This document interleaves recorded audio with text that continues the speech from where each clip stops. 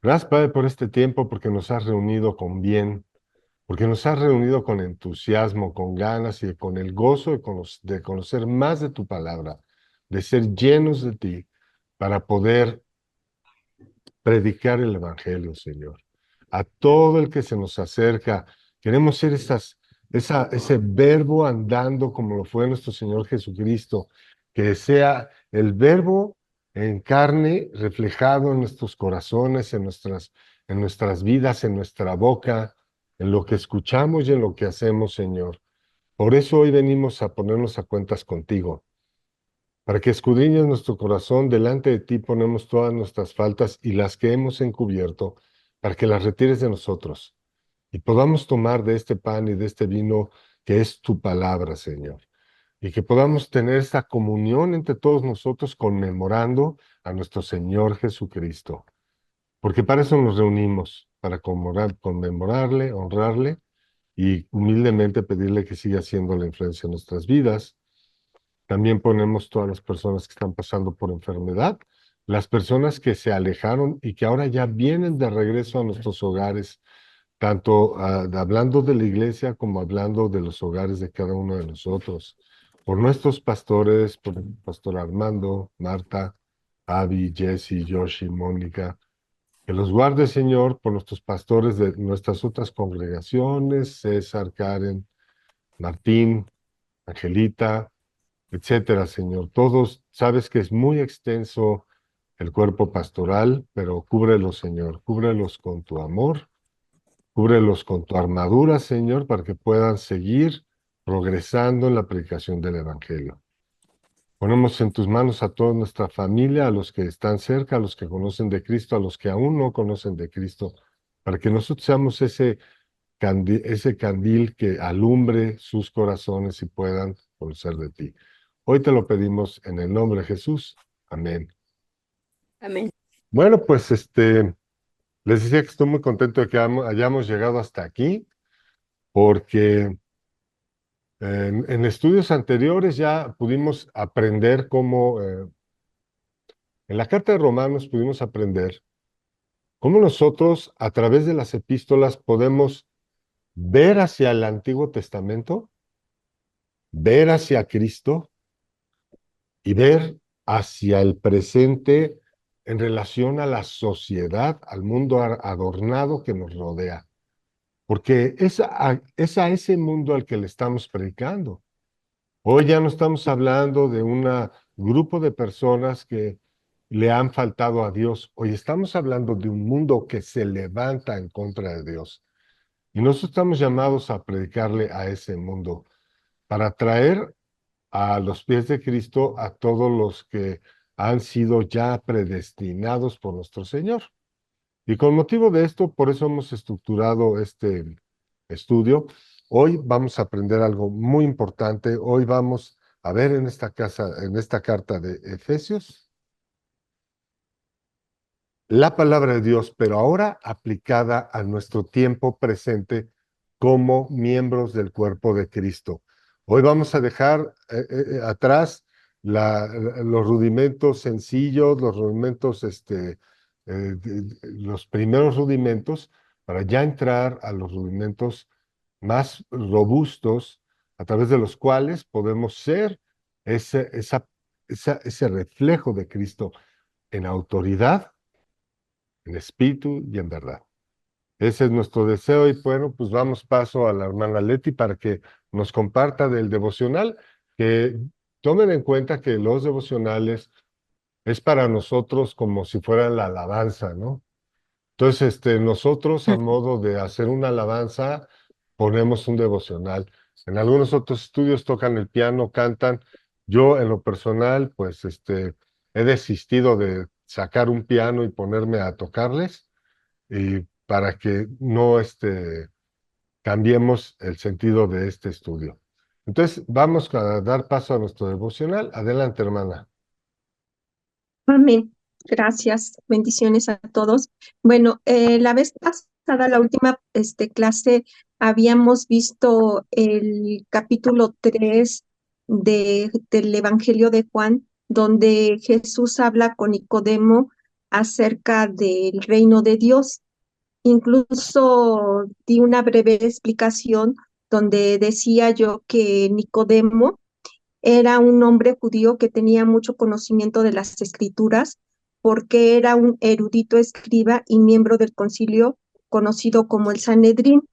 Entonces, en este pasaje vemos que Nicodemo por algo fue a visitar a Jesús y seguramente era porque necesitaba muchas respuestas a sus preguntas relacionadas con el reino de Dios y con el Salvador de Israel prometido que les había dejado en las escrituras este Dios. Cabe mencionar que Nicodemo reconocía que Jesús, el cual había venido de Dios, le podía responder sus preguntas. Por lo tanto, el Señor Jesús, conociendo sus pensamientos y sus preguntas, le dice a Nicodemo, de cierto te digo, que el que no naciere de nuevo no puede ver el reino de Dios. Pero Nicodemo, pese a tanto conocimiento que tenía de las escrituras y de su intento de guardar estrictamente la ley, estaba muy alejado de Dios.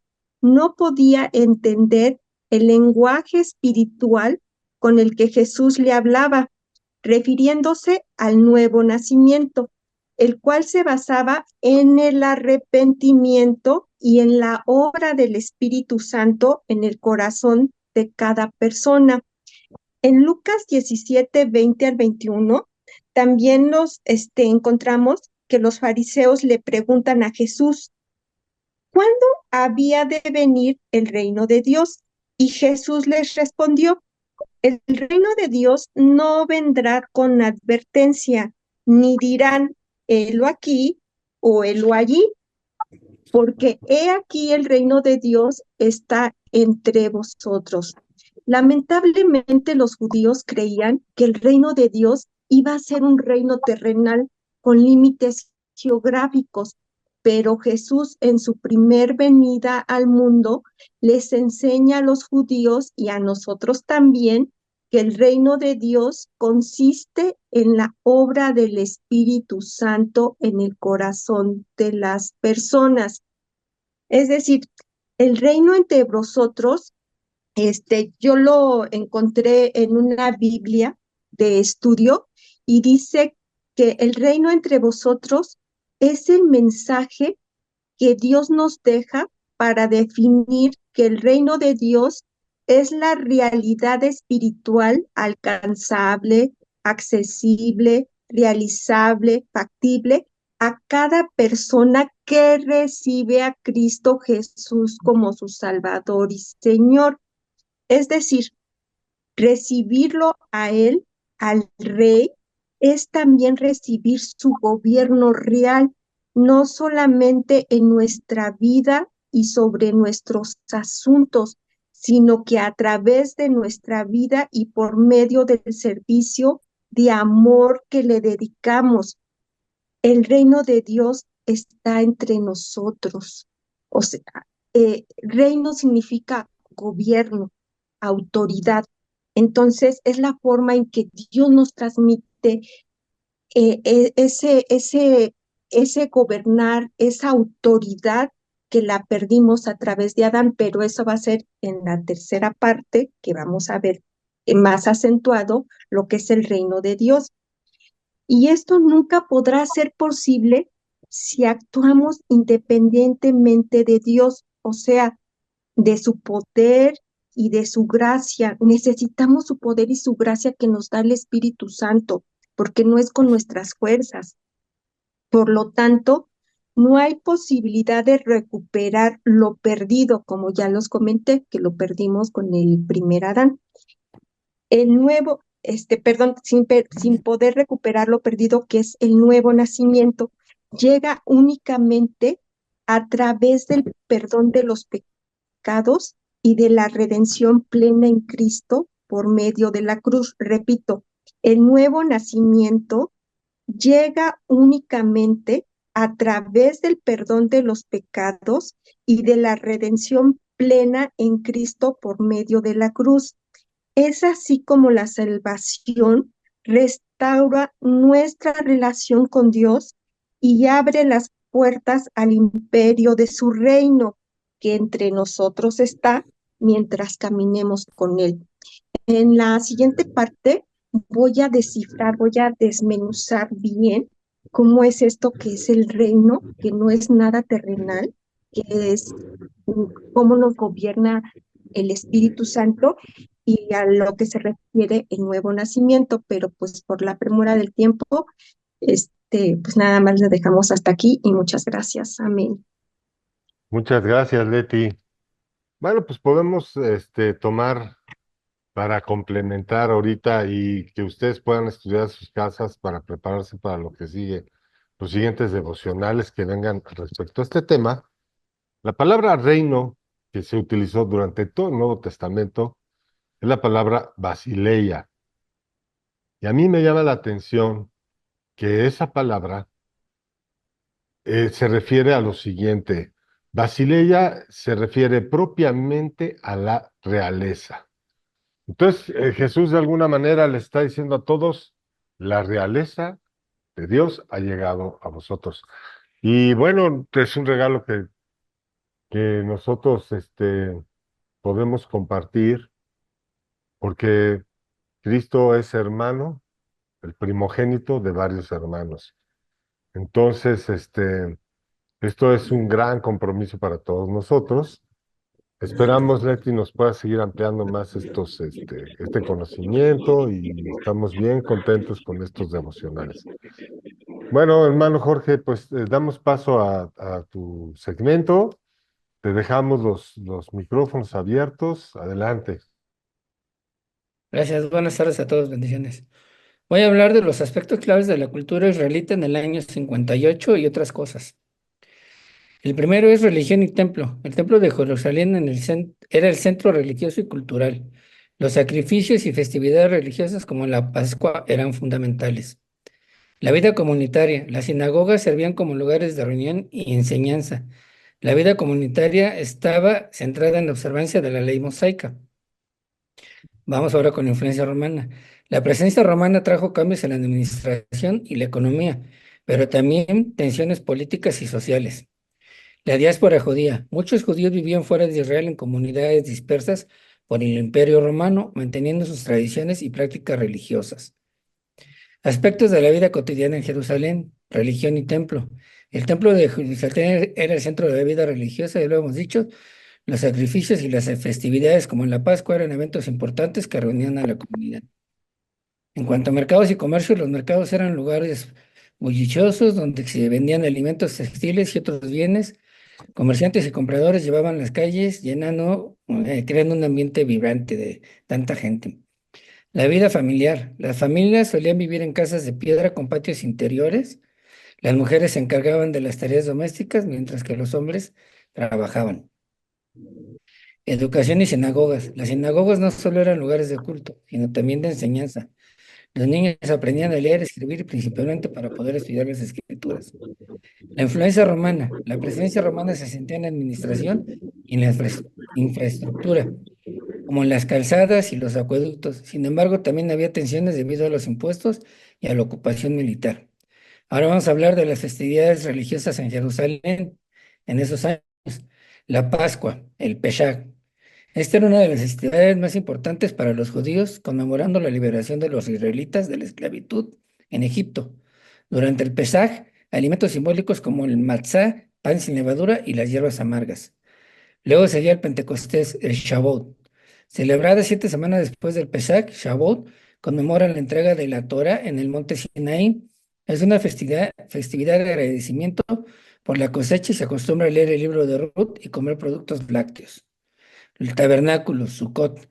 Esta festividad dura 7 días y recuerda los 40 años que los israelitas pasaron en el desierto.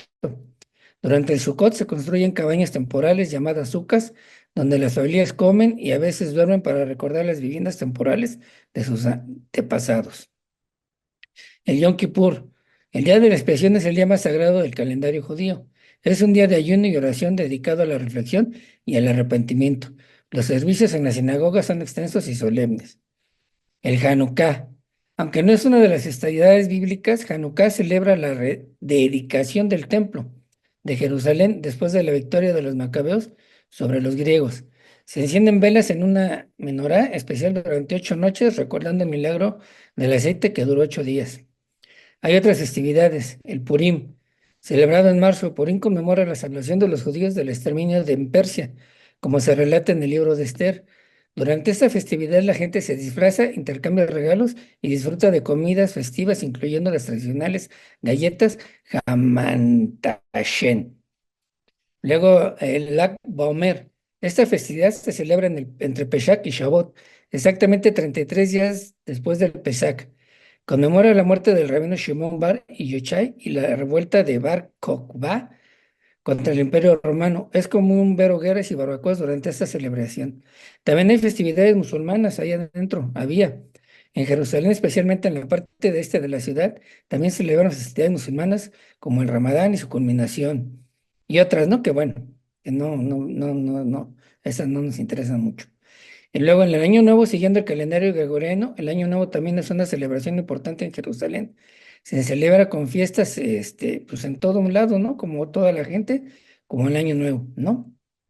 Bueno, también Nerón era el emperador romano desde el año 54 hasta el 68 después de Cristo. Su gobierno se caracterizó por la extravagancia y en ocasiones su crueldad. Herodes Agripa II, aunque no gobierna directamente sobre Judea, era el rey de la región circundante y tenía influencia significativa en los acentos judíos. Era bisnieto de Herodes el Grande. Procuradores romanos. Judea estaba gobernada por procuradores romanos, funcionarios encargados de mantener el orden y recaudar impuestos. En el año 58 después de Cristo, el procurador era Porcio Festo, quien sucedió a Antonio Félix.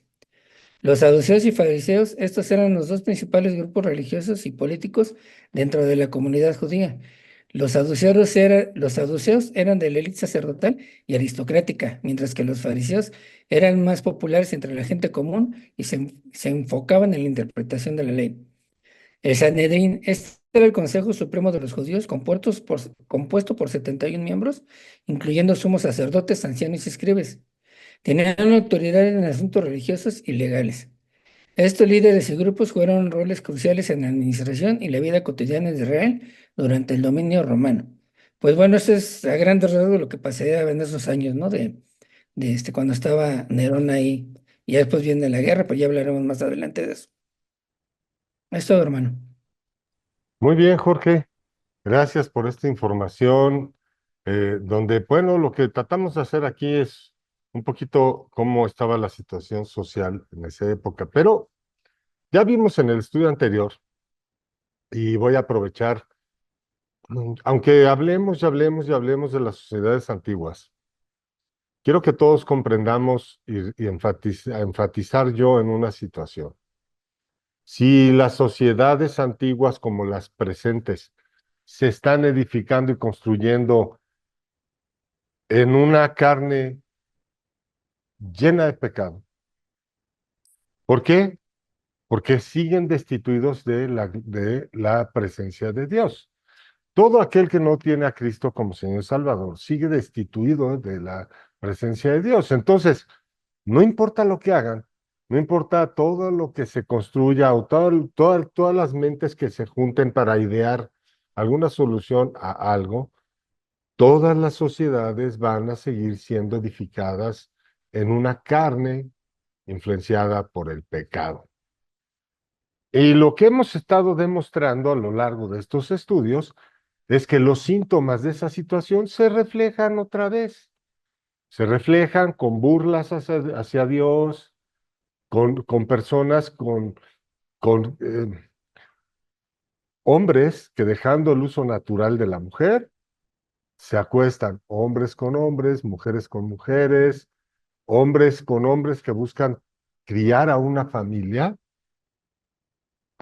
diciéndole a Dios que su diseño familiar no es perfecto y que el de ellos es más perfecto que el de Dios, y una serie de manifestaciones, y lo único que están manifestando es un corazón endurecido, una mente cegada por ese espíritu de fornicación y de pecado que viene desde la antigüedad, y lo estuvimos platicando anteriormente. Pero para nosotros, en materia de evangelismo, tenemos que entender esa situación porque es contra lo que estamos combatiendo. O sea, si tú no entiendes que la persona que tienes enfrente no debes de tratarla como un enemigo, no debes de tratarla como un extraño, sino debes de tratarla como una persona que está siendo presa por una influencia, por un espíritu demoníaco, o la corriente de este mundo, o está siendo influencia, bueno, ya lo dije, de la corriente de este mundo, que ¿qué significa esto? Lo que se te ocurra, las modas, pensamientos, filosofías, y culturas, ideologías que se transmiten de generación en generación, etcétera, etcétera, etcétera. Los caminos y el menú es impresionantemente extenso.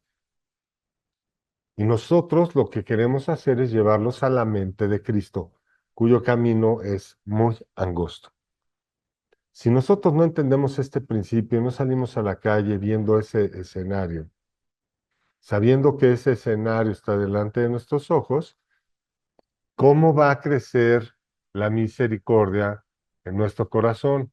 Pues no hay manera, porque muchos saldrán a la calle diciendo, no, pues yo ya soy salvo, ya traigo mi nave, ya traigo esto, ya traigo el otro, ya salí de problemas. No, estás en más problemas, porque al que mucho se le ha dado, mucho se le va a exigir. Entonces, vamos avanzando con esto.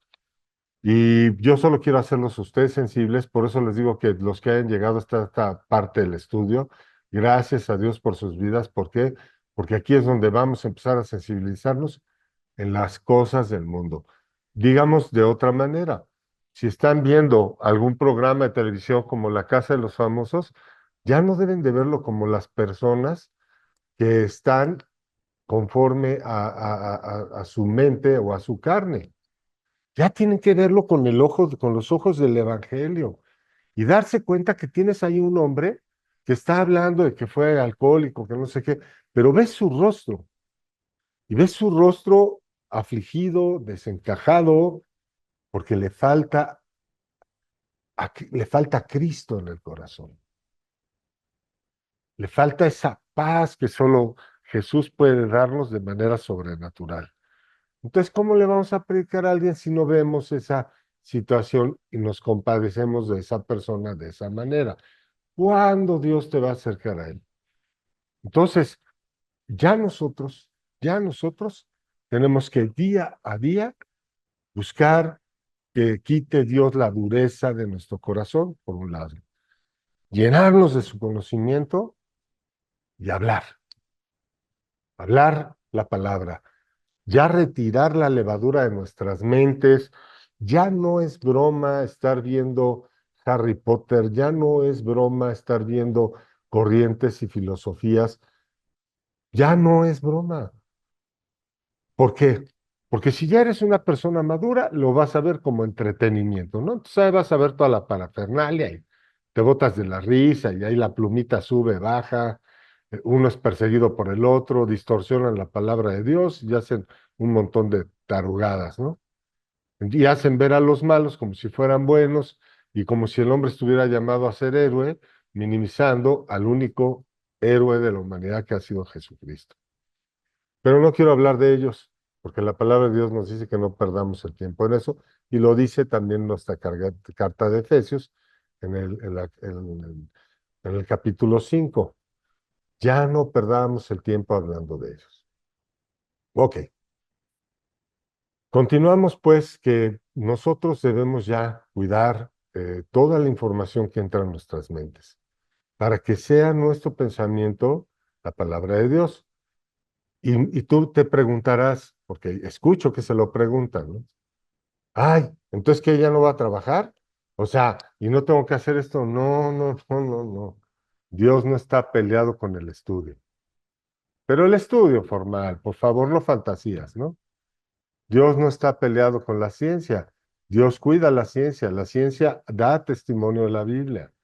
Entonces, sí, llenémonos de conocimiento.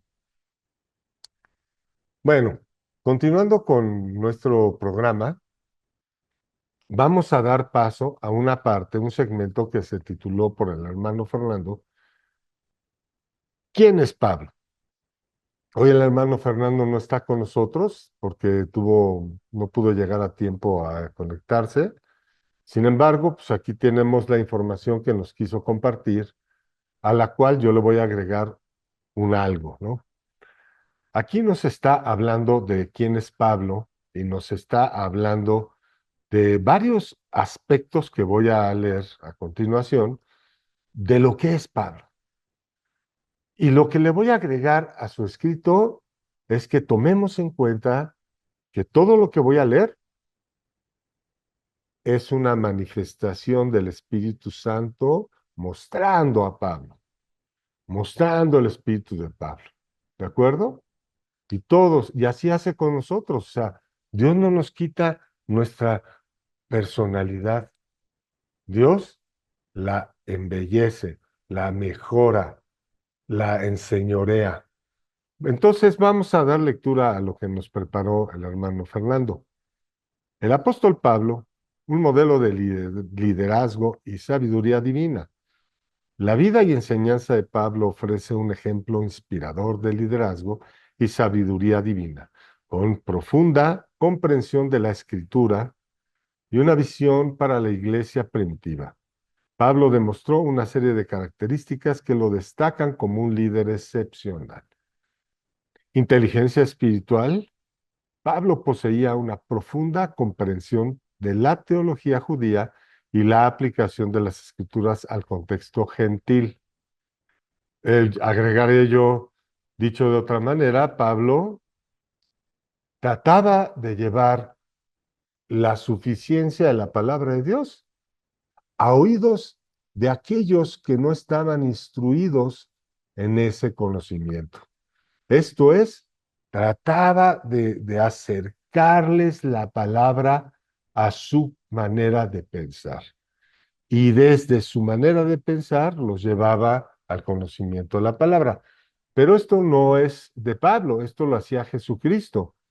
He citado en muchas ocasiones lo de la samaritana, donde llega Jesús, se sumerge en el pensamiento de la samaritana y ya que ella le platica su manera de pensar, todo lo que le estaba pasando, Cristo la toma y la lleva al conocimiento de Dios, revelándole a ella que llegará el tiempo que ni en ese cierro, que ni en ese monte se adorará y que ni en los templos se adorará, sino que llegará un tiempo donde todos adorarán en espíritu y en verdad, porque el Padre así quiere que la adoren en espíritu y en verdad. Entonces vemos que Pablo nos está comunicando la conducta de Jesucristo. Y así mismo decía él, aprendan de nosotros que somos imitadores de Cristo, y así es como nosotros debemos de ser, imitadores de Cristo. Para eso nos dio el Evangelio. Ok, otro punto que destacaba y que reflejaba Pablo era la creatividad de la comunicación. Y va a tener mucho que ver con lo que les platiqué hace ratito. Pablo adaptó el mensaje de Jesús a diferentes culturas y contextos, creando una teología que trascendió las barreras étnicas y sociales. Hermanos, ya tenemos que nosotros aderezar las palabras.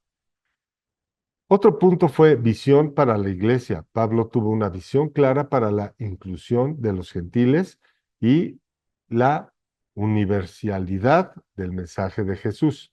Liderazgo efectivo. Pablo demostró habilidades de liderazgo guiando y estableciendo iglesia en todo el Mediterráneo. Comunicación clara y convincente.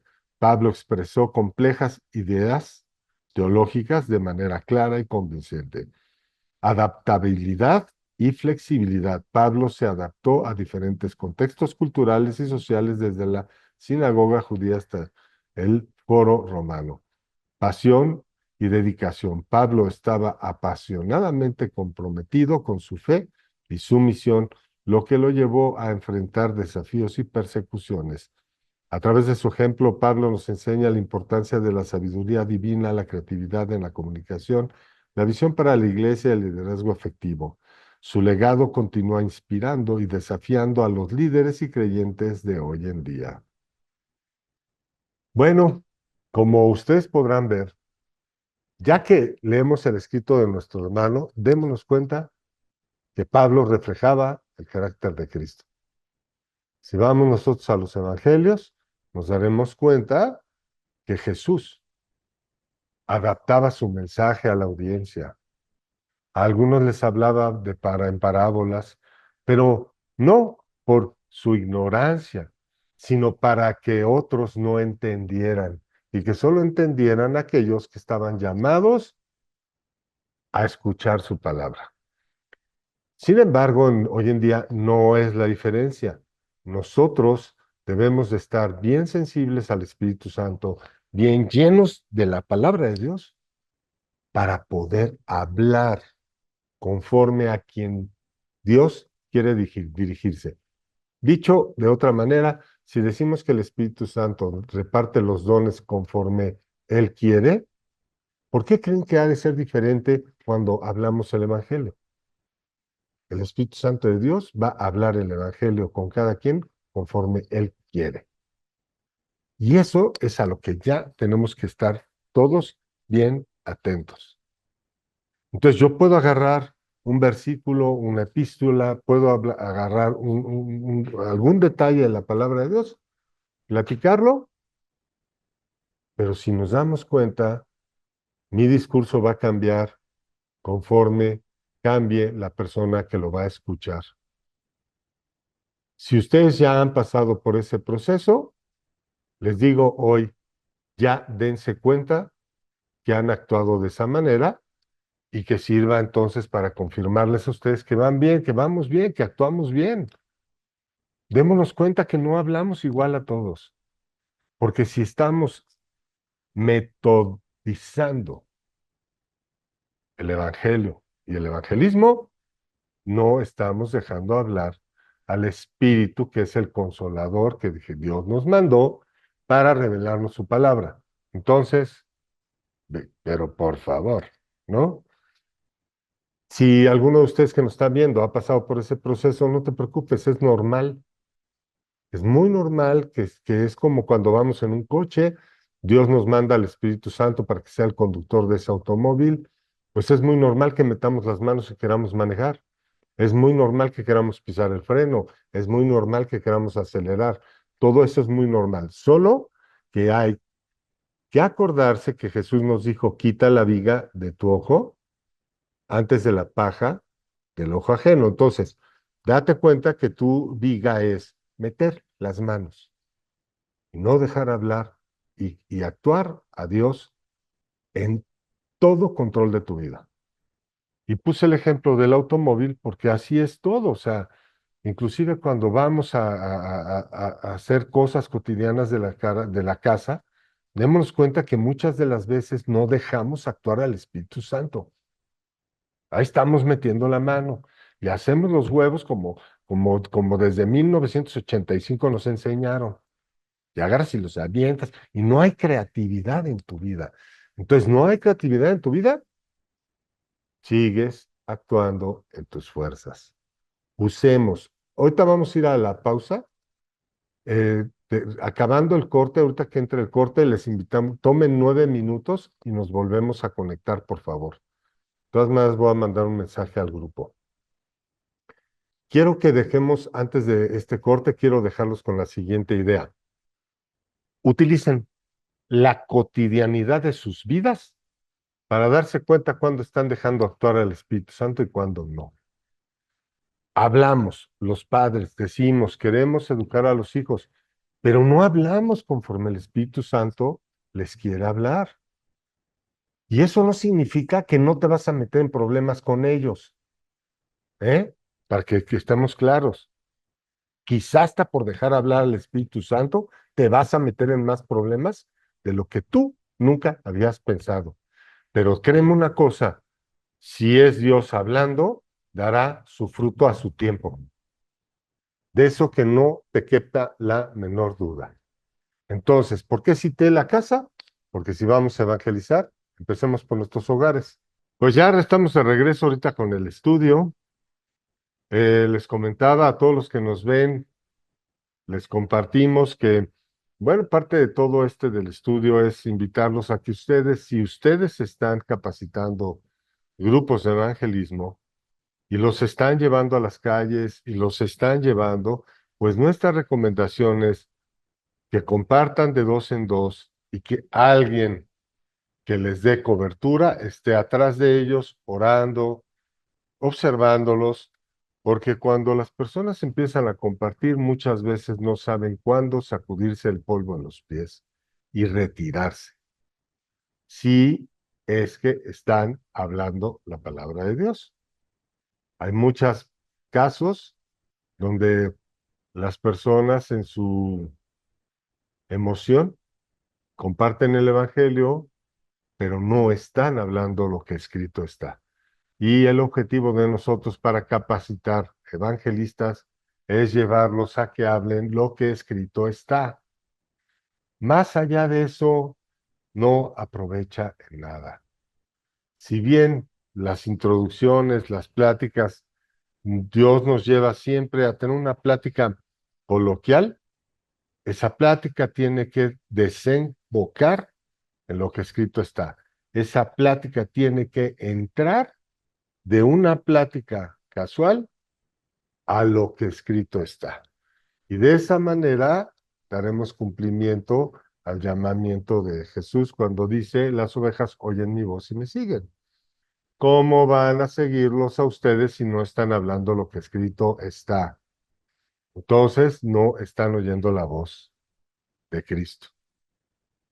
Cristo es el verbo se hizo carne, lo tenemos en el Evangelio, lo tenemos en el Evangelio que nos dejó. Hablemos lo que escrito está. Ok, hoy estamos pasando del libro de Romanos, en la línea de tiempo, al libro de Efesios.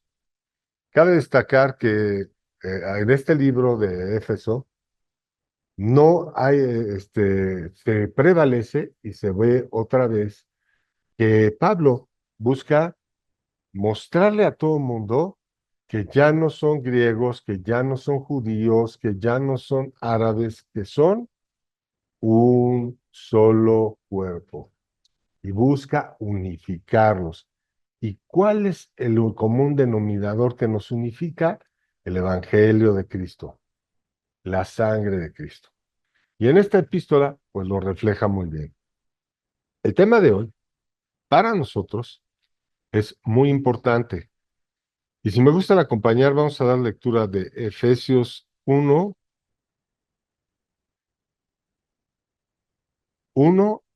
al 7. Ahí es donde vamos a centrar ahorita nuestra lectura para que nos demos cuenta de lo que Pablo nos está diciendo. Y aquí entiendan, vamos a entender esta situación. Si bien el libro, la carta, la epístola de los Efesios está escrita a una iglesia, hoy nosotros ya tenemos que llevar todas las palabras de Pablo a la vida de hoy, a la que hoy conocemos.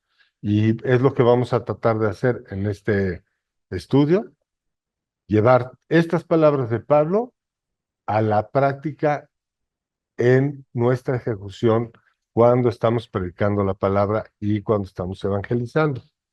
Bueno, pues iniciamos con nuestra lectura, Efesios 1. Pablo, apóstol de Jesucristo por la voluntad de Dios, a los santos y fieles en Cristo Jesús que están en Efeso.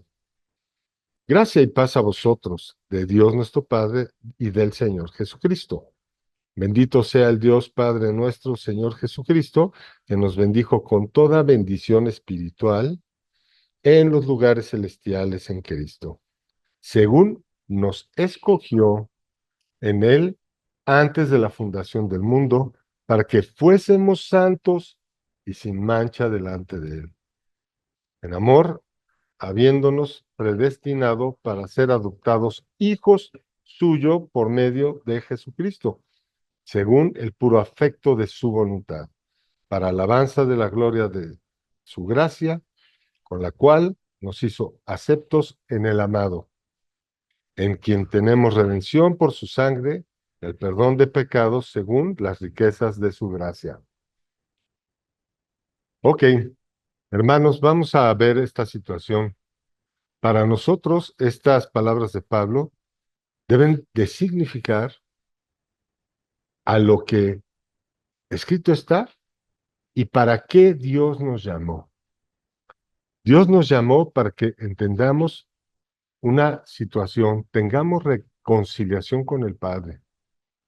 Pero esta reconciliación con el Padre es intencional. Y ese es el punto en donde nosotros nos vamos a enfocar ahorita. A darnos cuenta que la salvación que nos ha dado Dios es intencional. Hay una intención en ello. Y esa intención es la que queremos que traigamos nosotros a nuestra vida. Primeramente, nos tenemos que dar cuenta que fuimos predestinados. Ahorita estamos hablando en primera persona. Ahora les voy a hablar como deben de ustedes estar viendo a los demás. Cada vez que Dios los lleva y los acerca a un hermano para hablarles el evangelio, si ustedes no captan que ese hermano que Dios les acercó está predestinado, creo que ya tienen un problema entre sus manos. Así que ya a partir de hoy tienen que ver a cada persona que se les acerca como alguien predestinado. No tengan desconfianza, porque si alguien es predestinado, luego entonces la mayor parte del trabajo la hizo Dios, no ustedes. Ya está hecha. Imagínense qué padre ver a cada persona que Dios nos da como predestinados. Ahora les voy a decir algo. Tienen que estar orando en todo tiempo. No puede ser que estén hablándole, predicándole a alguien. No estoy diciendo que no estén orando en todo tiempo. ¿Ok? Estoy hablando en sentido figurado diciendo, cada vez que nosotros vemos a alguien y les vamos a compartir la palabra, desde el primer momento que Dios nos los pone enfrente, ya tenemos que estar orando. Pero orando no para que ábrenos las puertas, Señor, y barra, ba, ba, ba, ba. No, orando para que nosotros podamos tener la palabra adecuada que darle, porque Él ya está predestinado.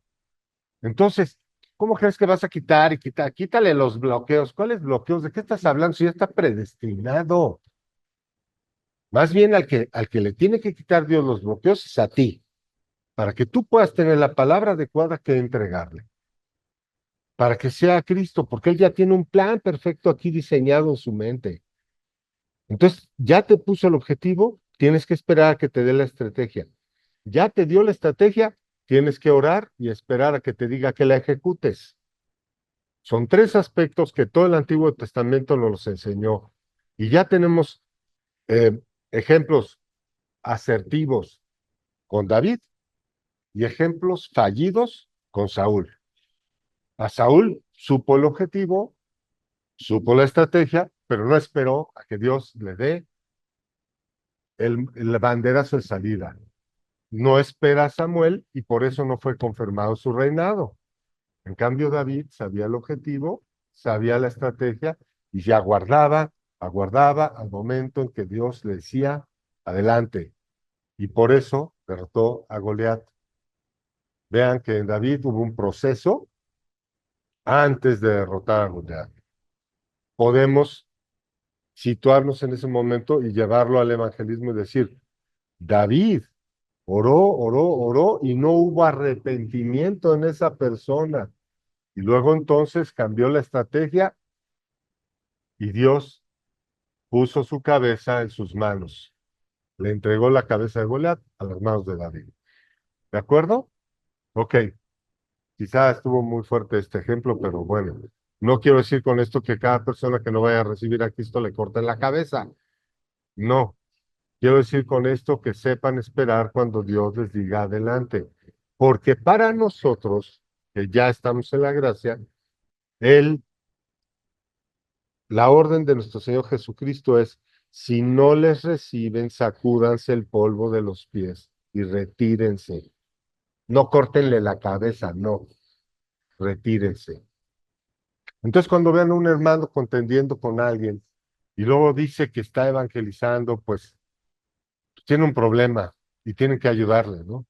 Tienen que llamar en amor al hermano y decirle, oye, nosotros no estamos llamados a contender en el evangelio. Estamos llamados a que si bien yo le compartí la palabra de Dios y lo que escrito está, y no me recibe, yo me tengo que retirar. Sacude el polvo de tus pies para dar testimonio de que el reino de Dios se acercó a ellos. Y la hermana Leti estaba hablando del reino. Observen ustedes las instrucciones de Jesucristo en ese pasaje. Sacudan el polvo a sus pies para dar testimonio que el reino de Dios se acercó a ellos. Otra vez mencionó el reino de Dios, porque ellos ya eran coherederos junto con Cristo del reino de Dios. Por eso quise puntualizar en que el significado de la palabra reino era realeza. ¿De acuerdo? Porque son real sacerdocio, pueblo adquirido por Dios, segunda carta de Pedro. Porque vosotros sois nación santa, pueblo adquirido por Dios. ¿De acuerdo? Bueno, sigamos en esto. Ya estudienlo más adelante. Entonces, ok, ¿qué sigue después de estar diestros y de entender que la persona que se nos acerca está predestinada? Eso tienen que metérselo en la cabeza. Por eso no deben de tener prejuicios. Por eso no somos nadie para juzgar a las personas. Porque si ya estamos juzgando a la persona que vamos a evangelizar, entonces estás negando que esa persona es predestinada. Y no digo con esto de que no tengamos nuestras dudas, y no digo con esto que no, porque veamos cuando Pablo fue ciego y cuando fueron por él, vemos que hay un diálogo con Jesús ahí. Oye, ¿por qué voy a ir? ¿No es acaso Saulo de Tarso el que perseguía a nuestros hermanos? Y Jesús que le dice, quiero que vayas por él, porque instrumento útil me es este. No estoy diciendo que no pasemos por esa situación, pero sí estoy diciendo que tengamos una oración con Cristo, un diálogo, manifestemos el motivo de nuestro carácter y avancemos en la voluntad de Dios. ¿De acuerdo? Entonces, cuidado con la acepción de personas. Quítense la levadura de la mente. Muchas veces también no se trata a veces de evangelismo. ¿Qué tal si vas a discipular a un hermano que ya está en Cristo y te cae mal? Pregúntate mejor, pues tal vez a ti te cae mal, pero a Dios no. Aguas. Aguas con eso, ¿eh? Aquí no se trata de quién te cae bien y quién te cae mal. Se trata de cómo lo ve Dios. Por eso somos redimidos, por cómo Dios nos ve, no por cómo nosotros los vemos. Entonces, otro punto también a considerar. Ahora vamos a ver el Evangelio de Juan. Acompáñenme a Juan 15. Vamos a leer del 13 al 17, porque ya vamos a ilustrar esto con las palabras de nuestro Señor Jesucristo. Y esto es muy importante que lo hagamos para que entendamos que las epístolas tratan de explicarnos el Evangelio. Es muy importante, van a leer las epístolas, busquen el Evangelio, busquen que confirmar todo lo que dice la epístola en el Evangelio, en el Antiguo Testamento, busquen confirmar las cosas. Entonces vamos a dar lectura a Juan 15, del 13 al 17. Dice de la siguiente forma, nadie tiene mayor amor que este, que uno ponga su vida por sus amigos. Vosotros sois mis amigos, si hacéis lo que yo os mando. Ya no os llamaré siervos, porque el siervo no sabe lo que hace su señor, pero os he llamado amigos, porque todas las cosas que oí de mi Padre os las he dado a conocer. No me elegiste vosotros a mí, sino que yo os elegí a vosotros. Y os he puesto para que vayáis y llevéis fruto, y vuestro fruto permanezca para que todo lo que pidiereis al Padre en mi nombre, Él os los dé. Esto os mando que os améis unos a otros. Vamos a descifrar estas palabras para que no nos vayamos con la vanagloria en nuestras mentes. Paso número 1, otra vez, aquí Jesús.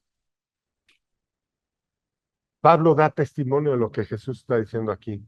Son predestinados. ¿Y qué nos está diciendo? Que Cristo no me elegiste vosotros a mí, sino que yo os elegí a ustedes. Entonces, cuando decimos, yo ya recibí a Cristo, no, papá.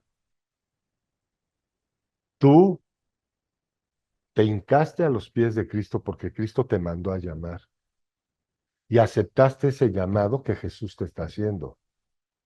Tú no recibiste a Cristo, Cristo te escogió a ti. Entonces tenemos ya que de verdad doblar rodilla, bajarle un poquito a la soberbia y entender que es Cristo el que nos escogió a nosotros. Ok, la palabra dice, si aceptas a Cristo como Señor y Salvador. ¿Por qué? Porque Él en amor ya te escogió a ti. Entonces, no puedes rechazar a alguien si esa persona no te llama. Eso es lo que trata de decirnos el apóstol Pablo cuando nos habla de ese aspecto. Si yo te llamo y no acudo a ti, entonces ya te estoy rechazando. Ahí es donde entendemos cuando nosotros lo, lo recibimos. También nos está declarando aquí el propósito. Jesús nos declara el propósito de por qué nos llamó. Y dice así, os he puesto para que vayáis y lleves fruto y vuestro fruto permanezca para que todo lo que pidieres al Padre en mi nombre, Él os lo dé. ¿Y qué es lo que vamos a pedir al Padre? Pues vamos a pedir al Padre por los que Él ya predestinó. Porque si no vas a agarrar y le vas a decir, bueno, ¿sabes qué? Pues quiero una moto, porque quiero llegar a los Harley Davidson, ¿no? Por favor, ¿no? De verdad, por favor, cuando tú le pidas, pídele palabra, pídele lo que le vas a compartir, pídele los versículos con lo que le vas a hablar, etcétera. Yo ahí se los dejo para que pidamos bien. Evidentemente, tenemos familias, tenemos a nuestros seres queridos, pidamos que Dios tenga cuidado de ellos, para que nosotros vayamos a tener cuidado de los que predestinados están y a los que Dios nos va a mandar. ¿O acaso dejarías a tus ovejas al descuido? Porque la palabra de Dios dice que abandona a las 99 y va por la una, pero eso no significa que las dejó abandonadas. Ay, para que el lobo se las coma, ¿verdad? Entonces no pensemos mal. Quitemos esas frases de nuestras mentes de piensa mal y acertarás y metamos la palabra de Dios donde diga tengamos fe, pensemos bien, porque dará su fruto a su tiempo. Bueno, esto es un pequeño comercial de las cosas del mundo. Ya no lo vuelvo a hacer. Ok, vean qué impresionante llamamiento nos da Jesucristo. ¿Tienes amor? No hay mayor amor que este, que poner la vida por nuestros hermanos. Cada vez que nosotros estamos llamando a alguien a los pies de Cristo, estamos poniendo la vida por él. Si no es literal, tal vez es figurativamente, pero estamos poniendo la vida por él. ¿De acuerdo? Estos son temas para que ustedes ya los reflexionen cada uno en la intimidad y posteriormente pues estaremos ya hablando de ellos, ¿no? Y recuerden siempre, no me elegiste vosotros a mí, la persona a la que le estás compartiendo también la eligió Cristo. Por eso les decía yo, ¿qué no es ese Saulo el que perseguía y mataba a nuestros hermanos? Pues instrumento le es bueno para Dios cada una de las personas que nos acerca. Y no quiero redundar en eso. Ok, para poder ilustrar más esto, quiero que veamos el poder que fue conferido a Cristo. Y quiero que veamos la cobertura que estamos recibiendo de Cristo. Porque tú dirás, bueno, ok, tiene razón el hermano Salim, estoy arriesgando la vida porque me voy a ir a meter con esos maleantes, ¿no? Pues te tengo una noticia. Dios te está dando una cobertura y también hay que conocer qué cobertura Jesucristo nos está dando. Para eso acompáñenme a Mateo 28, del versículo 18 al 20. Con esto yo espero volarles la mente. Y lo voy a hacer con mucha calma porque luego yo me emociono y me desbordo queriendo hablar mucho. Dice así, Mateo 28, versículo 18.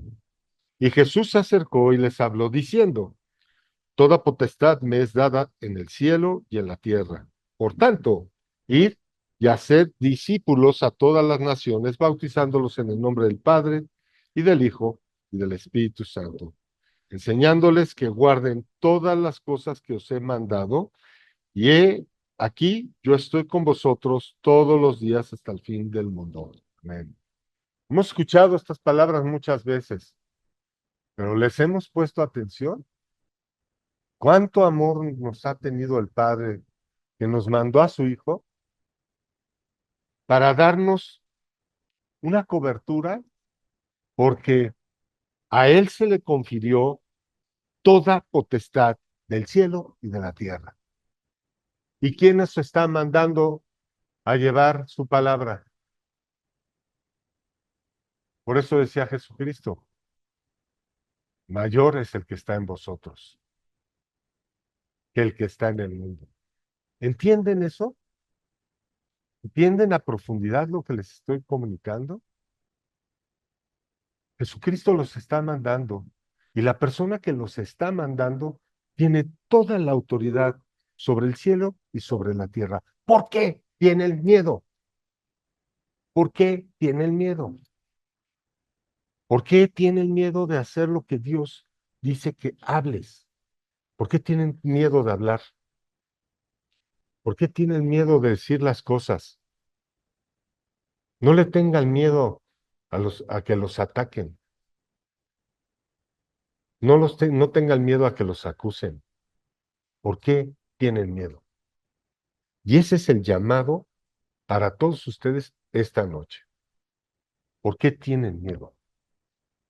Si Dios los está mandando y Él tiene toda potestad sobre el cielo y sobre la tierra, ¿por qué tienen miedo? Me enferma ese miedo. No soporto el miedo. A mí me han dicho muchas, oye, ¿por qué dijiste que por tu culpa y por haber dicho, ve nada más el problema que se armó? Gloria a Dios, amén, aleluya. ¿Saben cómo han acabado todos esos problemas que dicen que yo armé? En bendición para el cuerpo de Cristo. ¿Por qué tienen miedo? Yo ya no quiero que tengan miedo, pero sí asegúrense que sea la voz de Cristo hablando, no ustedes. Por eso dice que no tengan contiendas. Entonces, si están diciendo la verdad y están amonestando a un hermano, ¿de qué tienen miedo? Tengan miedo de hacer su voluntad. De eso sí tengan miedo. Tengan miedo de tomar ustedes las decisiones. De eso sí tengan miedo. A eso sí no le tengan miedo, ténganle terror de meter la cuchara. Y ese es el ejemplo que yo les decía cuando uno va manejando. Vamos manejando, sí, en una carretera difícil, sí.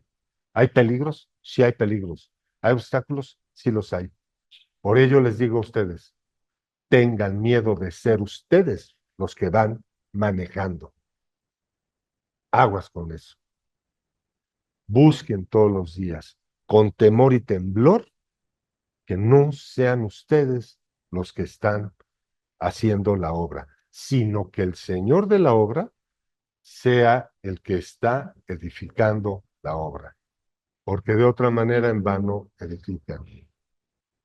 Y hoy, esta tarde, para todos los que nos están viendo en esta ocasión, pues queremos invitarlos a que si te has acercado a nosotros y has llegado hasta este momento del estudio, pues que te sientes a hacer esta oración con nosotros, porque queremos anticiparte que por gracia somos salvos por medio de la fe, Y esto no es de vosotros, es un don de Dios que queremos compartir contigo.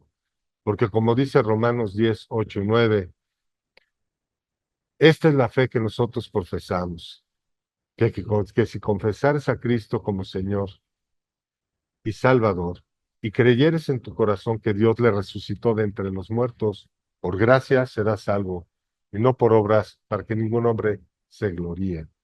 Te invitamos a que hoy sepas que Dios, que Jesús te ha escogido.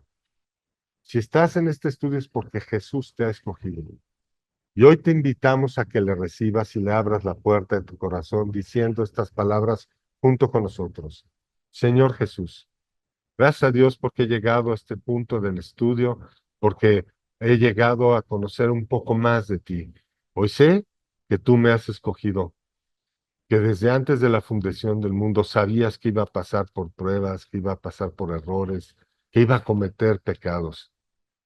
Hoy te pido que los perdones, hoy te pido que laves mis errores, para que hoy seas y yo te reciba como mi Señor y como mi Salvador, como aquel que se va a enseñorear de mí para darme dirección y sentido a toda esta vida que antes no tenía un propósito, pero que hoy en ti tiene una dirección, un plan, porque yo he sido predestinado para buenas obras que tú ya pensaste desde antes.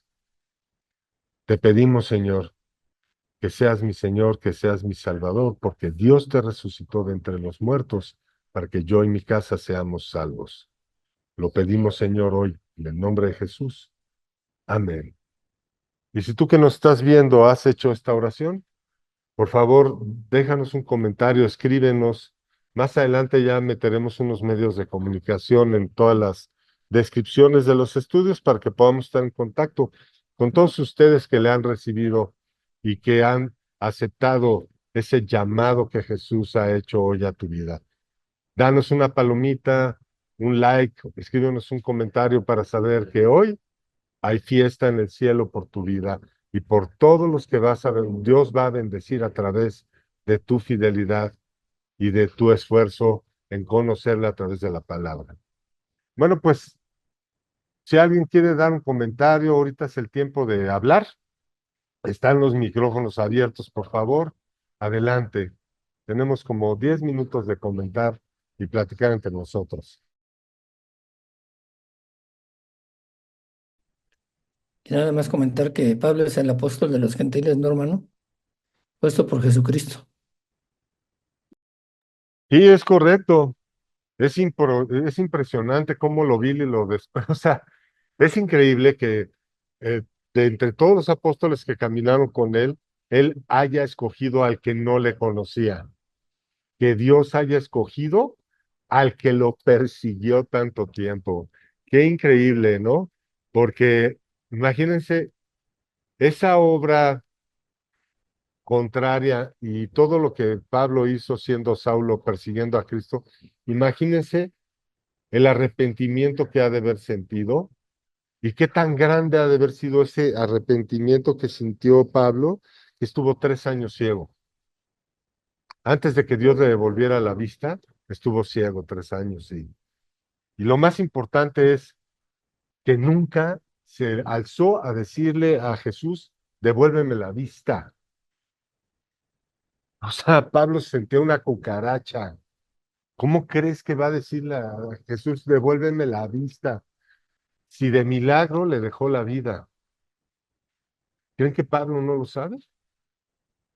¿Creen que Pablo no Ahí, sabe que le pudo haber quitado la vida? Si la, si ahí la... viene la predestinación, ¿no, hermano? También de lo que estabas hablando. Acuérdense que a Zacarías Dios lo dejó mudo hasta que nació Juan el Bautista. Porque a Pablo no le iba a quitar la vista. Eso es Dios obrando. ¿Ya ven cómo si es Dios el que tiró a Pablo? Si es Dios el que lo dejó ciego, porque es el mismo Dios que dejó sin hablar a Zacarías. Y es el que escribió toda la palabra y la firmó con la sangre de su Hijo Jesucristo. ¿Qué más decías, Jorge? Perdón, que me desfilé. Que también ahí está la predestinación, lo que Claro, hablabas. Claro, qué misericordioso es Dios que sabe que íbamos a tropezar, sabe que lo íbamos a atacar. O sea, Dios sabe que lo íbamos a atacar, hermano, y nos perdonó de antemano.